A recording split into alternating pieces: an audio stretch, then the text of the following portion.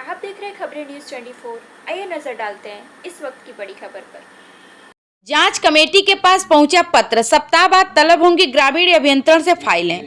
प्रभारी अधीक्षण अभियंता मिर्जापुर मंडल ग्रामीण अभियंत्रण के खिलाफ जांच पत्र त्रिस्तरीय कमेटी के पास पहुंच गया है। सप्ताह बाद जांच कमेटी विकास भवन स्थित ग्रामीण अभियंत्रण विभाग से फाइलें तलब करने की कावदास शुरू करेगा। यह दावा शनिवार को जांच कमेटी के नेतृत्वकर्ता वरिष्ठ कोषाधिकारी ब्रिजेश सिंह ने की।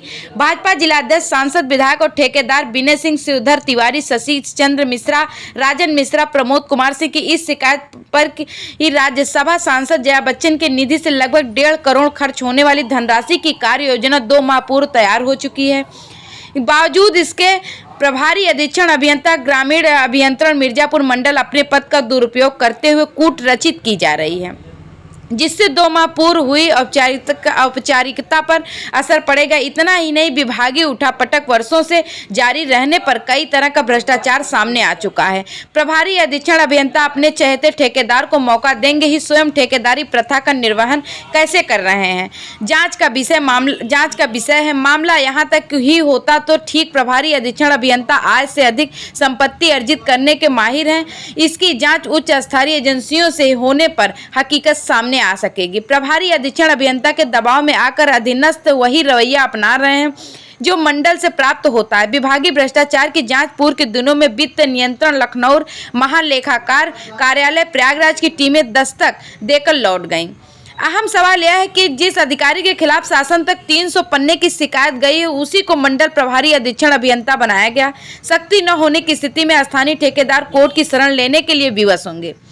4 दिन पूर्व ही सीडीओ भदोही यशवंत सिंह ने मामले में 3 सदस्यीय टीम गठित कर जांच रिपोर्ट मांगा। शनिवार को विकास भवन स्थित ग्रामीण अभियंत्रण कार्यालय में पुरानी फाइलें की उलटफेर कुछ और ही संकेत दे रही हैं। मिर्जापुर से कविता भारती की खास रिपोर्ट। का मामला सामने है।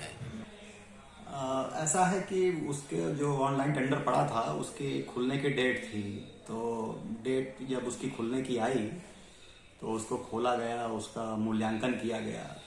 तो मैंने और पटल साहब ने उस पर साइन कर दिया था, तो वही साइन जो है हुआ है, और पर उसमें बाकी 2 लोग का साइन नहीं है।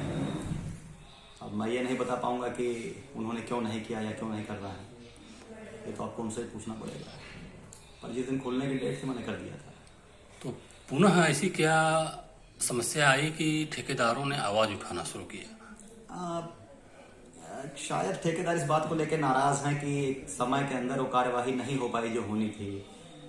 उनका पैसा यहाँ जो है पड़ा हुआ है, तो थोड़ा इस बात को लेकर उनको रोष है कि भाई अगर टेंडर नहीं होना था तो उनका पैसा ही वापस मिल जाता। ना काम हो रहा है, ना पैसा मिल रहा है, शायद इसी वजह से उनके अंदर है। ये टेंडर का मामला इस राज्यसभा सांसद जया बच्चन से जुड़ा हुआ है क्या? हाँ, वो उन्हीं के टेंडर, उन्हीं की निधि से 4 काम थे, उसी से जुड़ा मामला है। यहाँ लेखाधिकारी के पद पे हैं। हाँ जी, मैं लेखाधिकारी के पद पर हूँ और मेरे पास आरएस भदोही के अलावा पीडब्ल्यूडी भदोही का भी चार्ज है। ऐसा क्या कारण पड़ा कि आपको पीडब्ल्यूडी भी देखना पड़ रहा है? दरअसल पीडब्ल्यूडी में जिनकी पोस्टिंग थी, श्री रमेश कुमार वरिष्ठ लेखाधिकारी, उनका असामयिक निधन हो गया। तो एजी के स्टैंडिंग ऑर्डर हैं, तो जैसे ही इस तरह की कोई परिस्थिति उत्पन्न होती है और कोई खंड खाली हो जाता है तो उसी स्टैंडिंग ऑर्डर के हिसाब से हम लोगों को चार्ज मिल जाता है। इस समय आरएस विभाग में बड़ा उठापटक चल रहा है। कुछ ठेकेदारों ने शिकायत की है जिसमें 3 सदस्यीय समिति गठित हुई है, क्या कहना है? हाँ, वो टेंडर में अनियमितता की शिकायत हुई है। इसमें सीडीओ साहब द्वारा एक कमेटी गठित की गई है, जिसमें आपके कृषि निदेशक हैं, उपायुक्त उद्योग हैं और मुख्य कोषाधिकारी महोदय हैं, वही अध्यक्ष भी हैं संभवतः। और अभी जांच शुरू हुई नहीं? नहीं, अभी जांच तो शुरू नहीं हुई है, क्योंकि ऐसा कोई पत्र मेरी संज्ञान में तो नहीं है कि जो आया हो कमेटी की तरफ से। पर यह है कि जल्दी शुरू होगी, क्योंकि उसको लेके काफ़ी बातें हो रही हैं। तो लगभग 2 महीने से यहाँ पे एक्सियन पद खाली है। हाँ, दरअसल इनके पास अधीक्षण अभियंता का भी चार्ज है, तो ये अपना जो है उसी हिसाब से सब देखते पाते हैं। बीते 2 वर्षों से ही ये विभाग सुर्खियों में है, क्या कारण सामने आया है? देखिए, विभाग में विवाद चल रहे थे, कुछ जीएसटी का विवाद था, कुछ अन्य विवाद था, वो सब चीज़ें, उसकी शिकायतें काफ़ी हुई, उसको लेके काफ़ी जांचें भी हुई। और सब चल रहा है, शासन स्तर पर सब मामला है। अब देखिए उस पर क्या होता है, इसकी बहुत जानकारी नहीं है क्योंकि मेरे संज्ञान में मतलब उन जांचों में क्या हो रहा है या क्या कैसे है उसका मुझे कुछ पता नहीं है। पर यह है कि हाँ, इधर 2 साल से करीब विभाग में एक उथल पुथल ज़्यादा है। विजय जी, टेंडर प्रक्रिया को लेकर कुछ गड़बड़ी नजर आ रही है, जिसको लेकर के यहाँ कुछ ठेकेदार आए हुए हैं विकास में, क्या मामला है? टेंडर में जब जांच में आ गया तो टेंडर गड़बड़ है तभी जांच में आया ना। ये इस आरएस का हमेशा रहा है, टेंडर के मामले में सुर्खियों में रहता है, हमेशा यहाँ गांधी जी का खेल होता रहता है। और टेंडर जांच में आने का मतलब 100% कुछ न कुछ गड़बड़ियाँ हैं तभी जांच में आया। किस तरह की गड़बड़ी नजर आ रही है?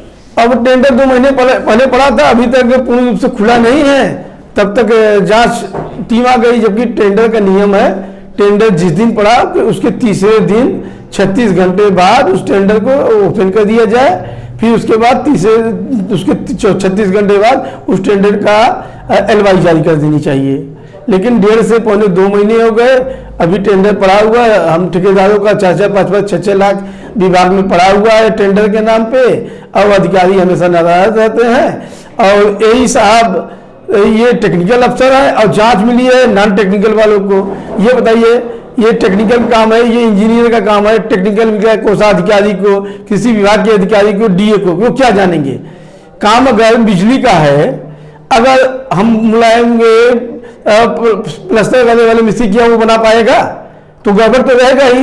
ये देखिए, जांच कमेटी जो बनी है उसके उस लीपापोती को कंट्रोलिंग करने के लिए बनाई गई है और टेंडर में 100% गड़बड़ी है, इसलिए जांच में दे दिया गया। अगर जांच में देना था तो बीडा एक्सीएन को देना चाहिए था, बीडा एई को देना चाहिए था, बिजली विभाग के एक्सीएन एजेई को देना चाहिए था, पीडब्ल्यूडी एक्सीएन को देना चाहिए था, जो टेक्निकल है। इस माध्यम को अगर सही करना है तो टेंडर को निरस्त किया जाए, उसको पुनः लगाया जाए और इसको आरएस के एक्सीएन की जगह पीडब्ल्यूडी एक्सीएन के माध्यम से इस टेंडर को कराया जाए।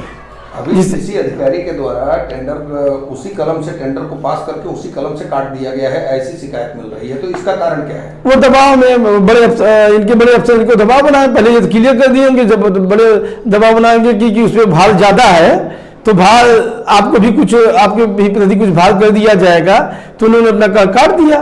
भाई कलम उनके पास है, कलम का ढक्कन खोल के ये लोग चलते हैं। जहाँ भार का मतलब जरा स्पष्ट, अब स्पष्ट मैं नहीं बताना चाहता इस भार का मतलब, आप समझ रहे हैं खुद, आप जानते हैं, इतने बड़े चैनल आप चला रहे हैं, भार का मतलब क्या होता है। किसी काम को दबाना तो भार कर दीजिए, वजन उसका बढ़ा दीजिए, ठीक है।